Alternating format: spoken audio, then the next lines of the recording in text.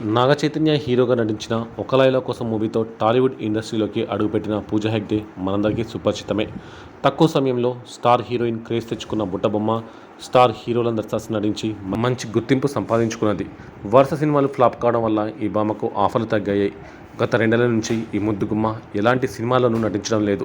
దీంతో ఆమె ఫ్యాన్స్ చాలా నిరాశలో ఉన్నారు. సోషల్ మీడియాలో మాత్రం తెగ హల్చల్ చేస్తుంది.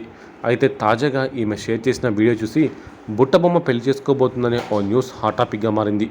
ఆ వీడియోలో భాగంగా ఈ అందాల ముద్దుగుమ్మ గోల్డ్ బ్రైడల్ జ్యువెలరీకి యాడ్ ఇచ్చింది.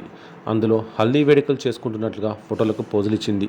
ఇక అది చూసిన నెటిజన్లు బుట్టబొమ్మ ఏంటి పెళ్లి చేసుకుంటుందా అని పక్కా వైఫ్ మెటీరియల్ అంటూ పొగిడిస్తున్నారు. ప్రస్తుతం పూజా హెగ్డేకి సంబంధించిన వీడియో నెట్టింట తెగ వైరల్ అవుతుంది. ఇటీవల పూజా హెగ్డే పెళ్లికి సంబంధించి కూడా పలు వార్తలు వచ్చాయి. ప్రముఖ వ్యాపారవేత్తని ఈ అమ్మడు పెళ్లి చేసుకోబోతుందని ఇటీవల పుకార్లు తెగ ప్రచారం జరిగాయి.